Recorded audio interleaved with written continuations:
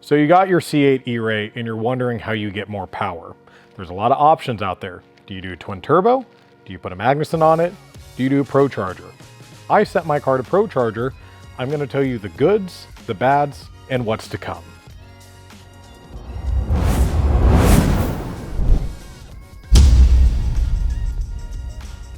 So let's back up a little bit. I got my car early December of 24, and I'd been talking to ProCharger for quite some time.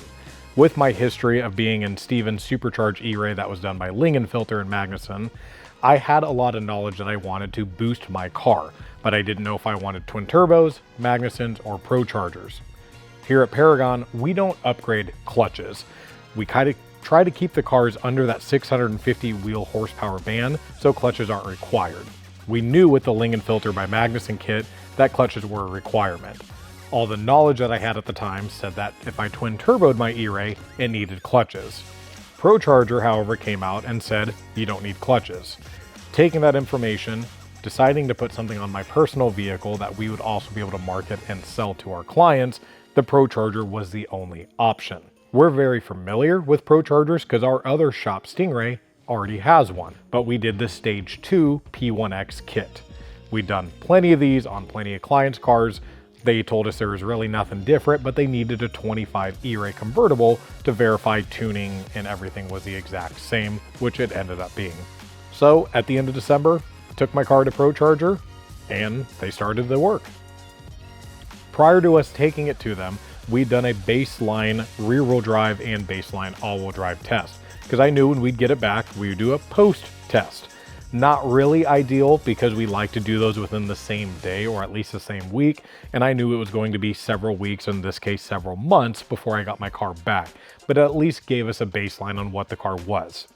The car did baseline at the standard 435 rear wheel horsepower and 430 pound-feet of torque, and with the all-wheel drive, we had 578 rear wheel horsepower and 649 pound-feet of torque. That equates to a 143 horsepower gain by the front engines and 219 pound-feet of torque gain by the front. So pretty consistent, regular numbers that we had seen with another Eray that we had done prior. The vehicle left here with a winter blend 93 fuel. Not going to go really in depth with that in this particular video, but winter blend fuel can be bad. On a base standard point, we were totally fine, but on a boosted application, it can show up, and it did. When I got my Eray back at the end of February, they had already told me that it was down quite a bit of horsepower. We put it on our dyno, and we did validate that statement. It was only pushing about 513 rear wheel horsepower, so we need to figure out what was wrong. All indications started with leading to fuel. As I mentioned earlier, we were on a winter blend being in Iowa in December. The fuel had been sitting in the car for several months, so I wanted to get fresh tanks through it. So I put about 3 or 4 different tanks of fuel through it, from 93 octane Come and Go and Costco, and a full bottle of octane booster. With the different fuel and octane booster, we ended up with the car having a total 568 rear wheel horsepower and 526 pound-feet of torque. Now, if you think that's low compared to the advertised number, it is. We only gained 133 horsepower and 96 pound-feet of torque to the rear wheels. We're doing all rear wheel testing, so we don't have any variances or obstructed numbers from the front all-wheel drive system. After we do everything, we plug the front all-wheel drive back in and get the final number. As the car sits right now on a summer blend, 93 octane, no octane booster is needed, I'm only at 701 rear wheel horsepower and 745 pound-feet of torque. It is advertised that the car is to gain 230 horsepower. Now that is crank, so figure it out, about 200 rear wheel horsepower and torque. So taking ProCharger's advertised number, taking what the Eray does baseline and what we've seen on Stingrays in the past, the target number should be, at the end of the day, around 778 horsepower and 849 torque. That's just taking numbers and adding them together. Now, I did not expect to come close to those numbers whatsoever. I understand that every car is going to have differences. Different days on the dyno, different fuel quality, a lot of variances with that. But what matters is the overall gains. We have not seen the gains that we have seen on Stingrays that we have done ProChargers on. So we need to start looking more in depth to it. What's going on with the car? The car left healthy, came back relatively healthy. What's going on? One of the assumptions that has been advised to me by ProCharger is that the catback system, what I have right now is the Paragon titanium, more like a touring trackback system, is causing the horsepower loss due to back pressure. We've not had the opportunity to do back pressure testing to validate that statement, but that is one of their claims. We have not seen that lack of horsepower on any other car that we've put a ProCharger on, because any one that we've done, regardless if it's ProCharger or Diagnosing, has always had either headers and or cats and or exhaust. More often than not, every single car we do always has an exhaust system on it. AWE, Paragon, Borla, AFE, we've done them all, and we've never seen a lack of horsepower due to a catback exhaust system.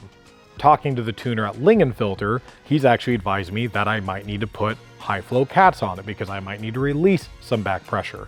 So I'm getting pulled one way or another, but regardless, we're going to test it to see if that claim is validated. Putting the OEM exhaust on that we had didn't change anything. So that's when we're going to perform the back pressure test. Now, I've given you a ton of numbers, and I know at the end of the day, that's what a lot of people want. They want that rear roll horsepower number. That's all they're going to care about. But more important to me, rather than just the horsepower or torque, is the drivability. Is this something that I could give the keys to a random Joe Blow, have him go out in the car, and have him enjoy it, or her enjoy it? And the answer to that is yes. I have given the keys to a lot of clients and friends that have gone out and taken the car, and every single person has come back and said, Corey, this car is perfect. The shifting's great, the sound's great, the power's great. Oh my gosh, this is awesome. I would love this car. And I love the car. The car is truthfully magnificent. We had a lot of issues early on with Steven's Eray, just figuring out the tuning and the clutch situation and everything. But on this, all we did was put the standard Stage 2 P1X kit on it, no clutch upgrades, no internal upgrades, nothing. And it drives fantastic. If I didn't have the knowledge that I did of driving other boosted applications Corvettes, having the numbers in front of me, I wouldn't necessarily know that I am down on the suggested power level. I would expect that the car should be between 610 to 630 rear wheel horsepower, not the 568 that I currently have. So if anything, I have to give ProCharger that absolute benefit that the car is perfect as it sits if you didn't have that knowledge. However, with that knowledge and the knowledge that we're going to provide that with clients, if they were to bring their car to us, everybody's going to want that pre and post number. So how do we explain to a client that their car is not making the power that another car does? We continue to go into this, and this car is going to be on the dyno for many more times to come with this system to figure that out. Another hiccup that I had going into the car, knowing this could have been a risk, anytime you put a boosted application to a Corvette, the C8 for this standpoint, you have the risk of the rear main seal leaking. That happened to me. We've seen the rear main seal leaking on a stock car, yet alone adding boost to that. There's nowhere for the oil to escape. In the valley, there's a little tiny hole for the oil to drain, and it's just not big enough to be able to allow the oil to drain. So on top of the car being down on power, I did end up having to have Alex tear apart the engine, separate the transmission, replace the rear main seal, drill extra holes and pretty much drainage tubes in the valley to try to alleviate the car leaking out of the rear main seal. I haven't completely validated if it is still leaking at this point.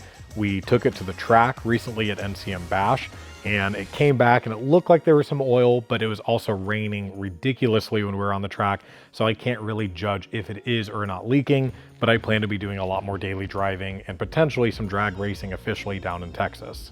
Speaking of drag racing, while people also like horsepower, they also want to see that quarter mile or 0 to 60 time. The 0 to 60 time on the car dash timer is wrong. That has been proven time and time and time again. Draggy is a very standard or industry standard tool that is used to measure 0 to 60, 60 to 130s, quarter mile, half mile, all those tests. So while I was in Mexico, I did do a quarter mile test. The 0 to 60 time on the dash, as you can see on the displayed picture, was 2.0 seconds. On the Draggy, it was actually 2.67 seconds. Now I know, you're gonna say, well, Corey, the car does 2.6 or 2.7 from the factory, and you're telling me a ProCharge car is slower than that? My educated guess on that 2.7 seconds is on the dash timer, is what General Motors advises. It has again been proven that the cars are not that fast when the dash timer says that you can get 2.0 to 2.1 on a stock E-Ray, when it's actually that 2.5 to 2.9 depending on where you're at.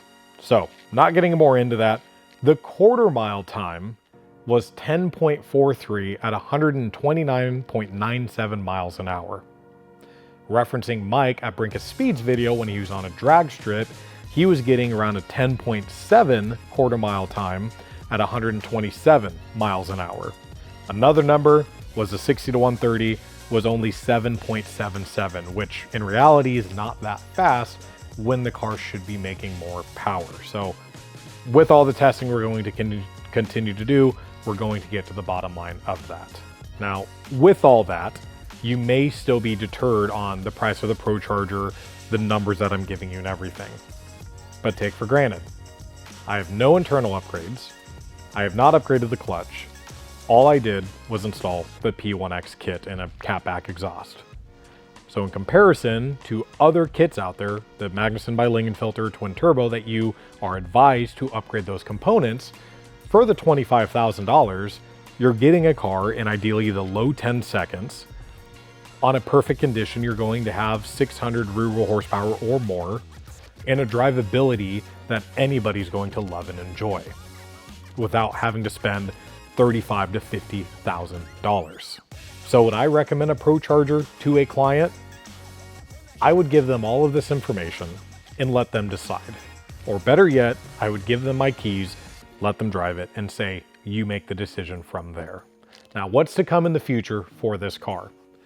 Once we can validate or verify why the car's on power, or maybe it's just completely maxed out, do I leave the ProCharger on it? Do I take it off and put a Magnuson on it? Or do I take it off and do twin turbos? We have always wanted to do twin turbos, and I might just end up doing it.